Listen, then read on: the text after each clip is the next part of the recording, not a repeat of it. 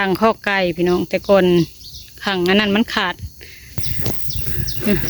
เอาไปปิ้งป่นแซ่บได้พี่น้องได้กินตลอดอยู่ได้กินตลอดปีพี่น้องปลูกไว้นี่แล้วเลยพี่น้องตัดเอาปลูกไว้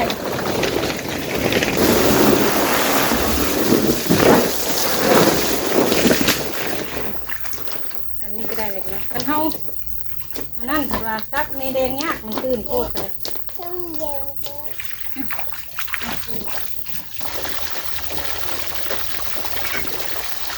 ยังเสร็จ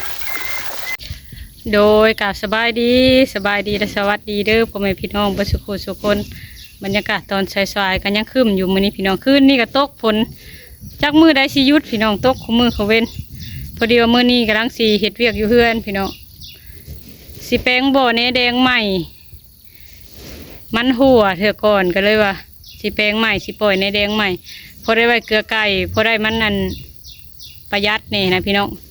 เกลือซาวใส่ห้ำแล้วก็เกลือมันเฉียดให้ประหยัดต้นทุนให้พี่น้องบ่ยากปานใดไปพี่น้องเป็นจังใดก็ไปเบิ่งไปชมนำกันบัดนี้โดยพี่น้องทางนี้ก็ข้างนางเรียบร้อยพี่น้องเลยข้างนางแม่บุญทวีเพิ่นซื้อนางให้ข้างข้อไก่พี่น้องแต่ก่อนข้างนั้นมันขาดแต่นางยางนะพี่น้องแล้วเพิ่นซื้อมาข้างให้แล้วก็มาข้างแล้วเลยพี่น้องใส่ลักทีประมาณลักละเม็ดหนึ่งพี่น้องใส่นะข้างแล้วเลยไก่ก็อยู่ข้างในผู้ให้คอกผู้ตัวบินออกก็มีพี่น้องเลย3 ตัวปีกมันยาวเลยไก่กำลังขึ้นบ่าวขึ้นเช้านี่เลยพี่น้องมันยาวแล้วมันบินออกมันต้องได้โลกปีกมันน้ำพี่น้องไก่นะตัวหากระเบาะก็มีพี่น้องเลยอันนี้ก็แม่บุญทวีเพิ่นซื้อให้ตะนางสูง1.80 พี่น้องสูงแต่มาหักบินออกไก่ก็ได้ขันไว้บ่ให้มันไปทางสวนพักก็เลยว่าสิปล่อยในแดงใหม่แบบนี้สิแปลงนานพักขึ้นใหม่หญ้ากระปุงไว้พอไอเที่ยวไทยเถื่อก่อนนั่นอันนี้ใส่เล็บน้อยก็คุดปีนให้ไก่กินขี่กระเดือนอยู่ในนี่แหละก็เลยค่ะยังบ่ทันแล้วไก่น้อยกำลังเบาะออกมากินเนื้อแล้วก็แม่เพิ่น6 ตั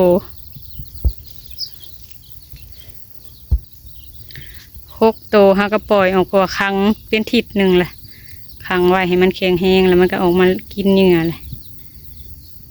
ตัวไข่อยู่กับมีตัวคังอยู่ในคอกกะเบาะแล้วกับ7 ตัวมันเป็นไก่หัวสาวบ่ได้ลายปันใดพี่น้อง6-7 ตัวพอดีลายอะไรมันเลี้ยงบกุ้มพี่น้องหญ้าทางในบนทันทางแล้วแต่ว่าอ้อมไก่ไว้ทางนอกเห็นเป็นสัดส่วนบ่ให้มันออกมาวนวายน้ำเพื่อนครัวอย่างเลยพี่น้องอย่างใดก็ขอบคุณแม่บุญทวีหลายๆเด้อที่คอยช่วยสู้ลูกมาตลอดอย่างใดก็ไปเบิ่งเนแดงก่อนวันนี้ไปเฮ็ดอ่างก่อนกำลังสิปูผ่ายางเนแดงพี่น้องเลยโกหมกบวบนี่เสล็มน้อยก็เลยบ่จงไว้มันลงเบิดเลยพี่น้องมันกกมันอันเนี่ยเสล็มน้อยเอาไม้ลักหัวเก่าไปยางมันพี่น้องเลยเพราะว่ามันมีพอได้เก็บกินอยู่ทางเข้มหัวทางนั้นก็เลยว่าเอาลงก่อนแหละสิปลูกพักใหม่ปลูกแนวอื่นพอไอเที่ยวมันกำลังตัดกันจองทางนี้พักก็มากันหุ่งนี่เกิดในทางอันนี้ก็เอาไว้เลยพี่น้องเลยสิได้อยู่บ่ยินหากมันก็ให้มันสอดลงหลุมมันเกิดเองหวานในมันถึงมันเกิดแล้วป้าไว้มะเขือในบริตัดกกให้มันต่ำลงเป็นหมากอยู่พี่น้องเลยได้กินตลอดปีมะเขือจะบ่ได้ตัดมันลงตัดต่ำลงให้มันแตกกับท่านตัดทั้งนี้กะอากันจองเอาไปปิ้งป่นแซ่บได้พี่น้อยได้กินตลอดอยู่ได้กินตลอดปีพี่น้องปลูกไว้นี่บ่สู้ใส่พุ่นใส่ยังได้พี่น้องเลยเฮิงจะเธอหนึ่งช่วงนี้ฝนตกห้ามมันให้งามลูกมันก็แตกขึ้นมาพายจะได้ไปปลูกกับมาเอาได้พี่น้องหลายพอได้กินในเฮือนนะไปปลูกถ้าน้องชายพามีเพิ่นก็สิมาเอาไปปลูกอยู่เพิ่นก็ซื้อพายางมาคือกันพี่น้องซื้อพร้อมกันนี่แหละถ้าเพิ่นมั่งเพิ่นง่ายตูบแล้วช่วงวิทย์ผลก่อนเพิ่นยังเอาไว้ใส่ตูบกันยังบ่ทันมั่งกันเลยว่าบ่มีบนตักเครื่องใส่หันน้ำนี่แหกเครื่องพี่น้องเลยยังสิเปลี่ยนใส่ให้พอไอเที่ยวเพิ่นตัดก่อนพอเป็นอันนั้นมีดยันมันถ่ายคลิปแล้วมันบ่อยากได้บันไดพี่น้องเลย แล้วเลยน้ำตัดเอากดมันไว้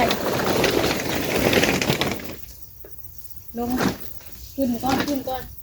ไปยืนดูปุ่นยืนอยู่ปุ่นยืนขึ้นก้อนทางเส้นนี้ลุงดูจะได้ดึกไปอีกเราไปขึ้นส่วนมันนะยังเจ้าใช้ว่าแกนของถึงแล้วนี่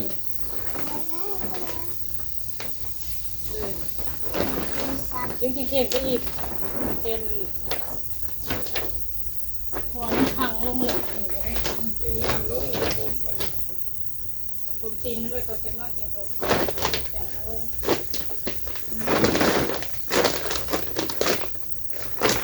หาไม้มันต่อหาไม้มันต่อเต็มมันก่อนมันลิบลงเลยน้ำลงเลยเข้าดึงขึ้นก็ได้บางทีเพราะว่ามันใส่การทำบริษัทนั่นเลยไม้ต่อเขาร้อนเก่งไว้วางไม่ดี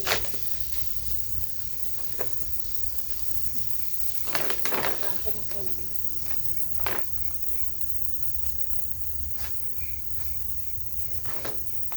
บนทั้งนั้น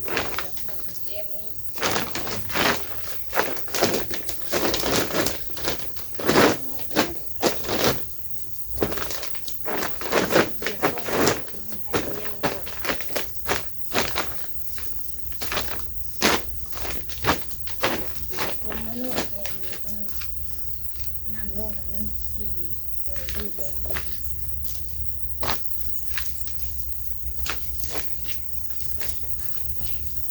ที่โรงแรมไหม้ดอกไม้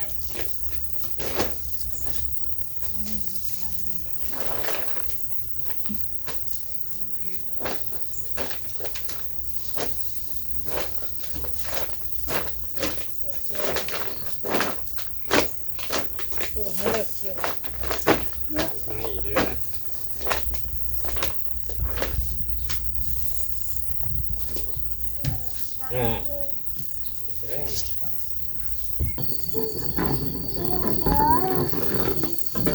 แล้วเลยแบบนี้เนาะ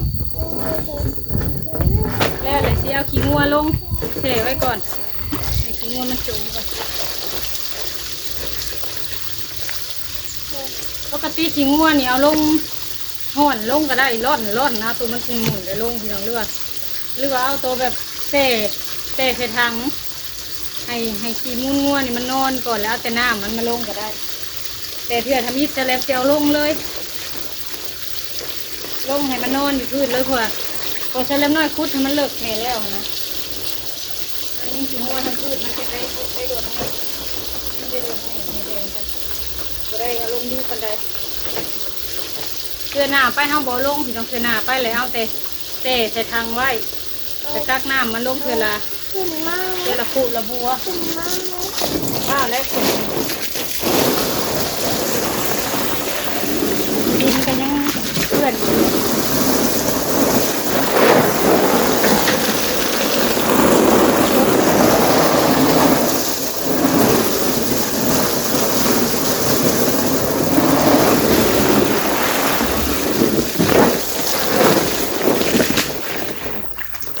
อันนี้ก็ได้เลยนะกันเฮา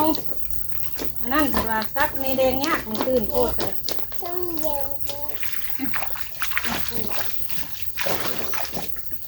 วันเลือกวันโน้นสุดแต่ก็ยัง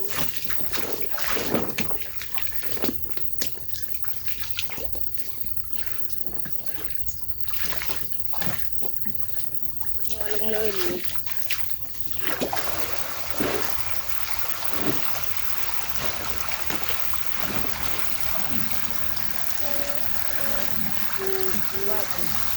ให้หมอกไปมาลงเลยทำด้วยมันจมลง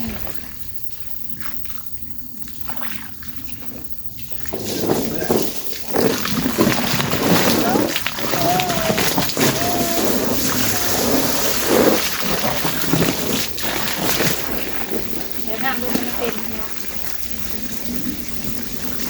เต็มนี่แหละค่ะให้มันดูว่ามันจมมันเปื่อยก่อนอันนี้แดงมีลงมันในแดงยังเรือโบราณคนใดกินเอาไว้ตัวใช้เวลาประมาณ10 นึงมัน ก็สิเป็นน้องบัดนี้ก็ตักไปเลยบัดตักตัวไก่เลยบัดนี้บ่มีเบิด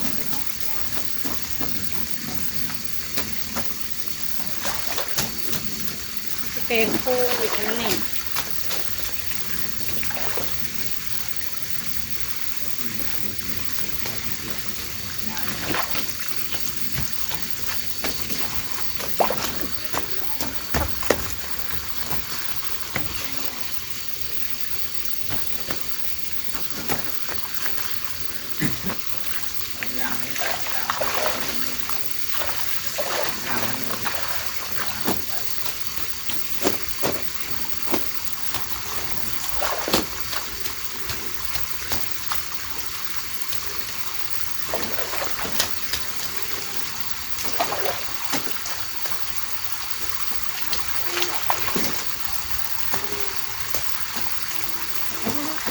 เป็นผักไว้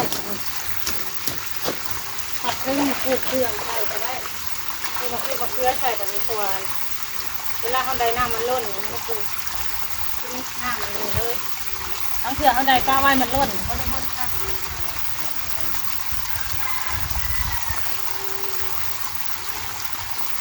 เองว่าเน้น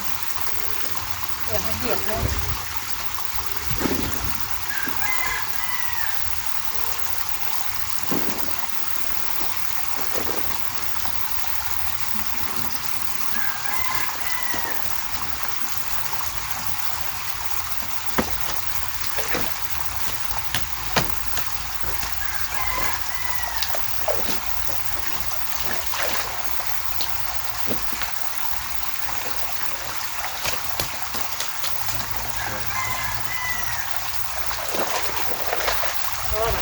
จะให้น้ำมันเต็ม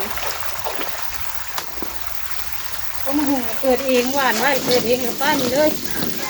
ให้ดูอะไรอย่างนี้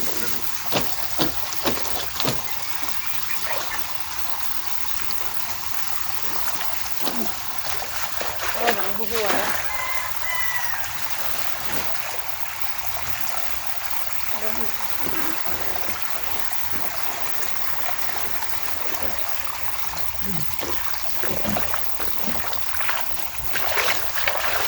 แล้วแค่เกิดตก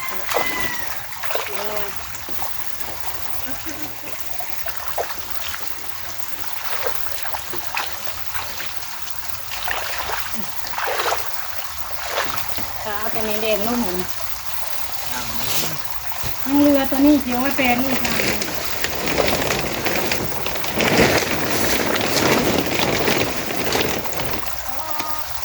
ก็น้ำ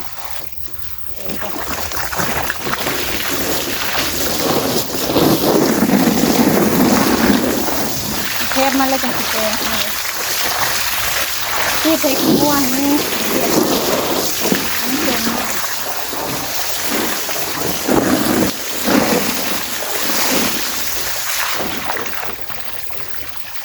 นี่แม่แดงเกลือไก่เลยกันแห้งเลย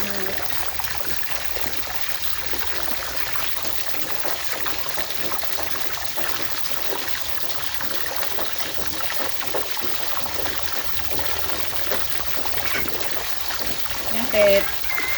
โบในแดงนี่ว่างๆของพี่เฮ็ดใหม่หากมันบ่ยากในแดงพี่น้องอันโบอันนั้นน่ะบ่ยากพี่น้องผักกันจองนะมัน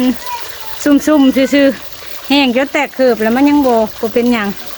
แต่ว่าซ้ำนี่ก็ได้อยู่ซ้ำนี่ก็ได้คือกันพี่น้องเลยฝนตกถุกมือพี่น้องเลยมิแต่ท่าสิแปลงแค่มันใหม่ให้มันเป็นคันจะดีแล้วก็เหยียบให้มันแน่นเนี่ยแล้วก็ไว้ปลูกเครื่องใช่ฝนตกลายก็เปียกเปื้อนเบิดเห็ดบ่อในแดงใหม่มื้อนี้พี่น้องพักกันจองใช่แล้วน้อยก็เที่ยวเก็บกินอยู่พี่น้องก็เที่ยวอันไปป่นไปแจวกินอยู่อันนี้นะหัวขี้งพี่น้องงามหัววันไผ่พี่น้องเลยเอามาแต่บ้านตะกี้แม่เอาให้มาแต่บ้านมาพังไว้แล้วลงหดบ่อนมาพังไว้ได้ใช้วันนี้มันเกิดขึ้นมาแผ่ขึ้นแต่ลำน้อยคือแบบโบเมนวันไผ่เบิ่งไปเบิ่งมานะพวกวันไผ่มันงามพี่น้องเลยเอาไปกินก็ได้พี่น้องท่านสมุนหัวมันกับผู้ใดยืงท้องหรือว่าเป็นนันกระเพาะลมนี่นะเขาย่ำกินเราได้พี่น้อง ใบมันนี่ก็เด็ดไปกินกับสุปหน่อไม้ก็ได้นะพี่น้องใบหวานไทยนี่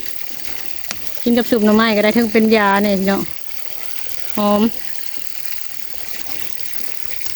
ในเพื่อนในชามีหวานไทยไว้ก็ดีพี่น้องทั้งผู้เฒ่าผู้แก่ทั้งคนเผื่อไล่ผีไล่ช้างก็ได้นะพี่น้องแต่ที่จริงก็เป็นยาพี่น้อง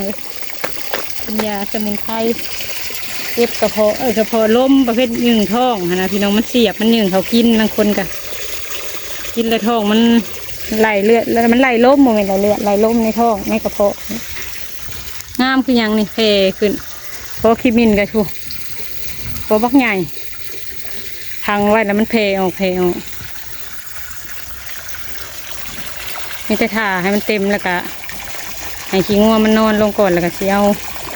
แหแดงตัวในทางนี่ลงมันนี่พี่น้องลงไปปล่อยไว้ประมาณอาทิตย์หนึ่ง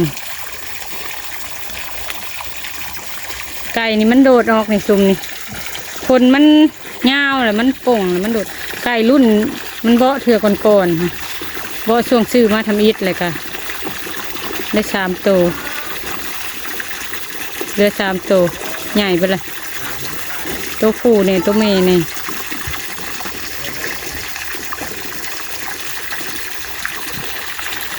เห็ดเรียกเพื่อนมือนี่พี่น้องว่านี่เห็ดอันหัว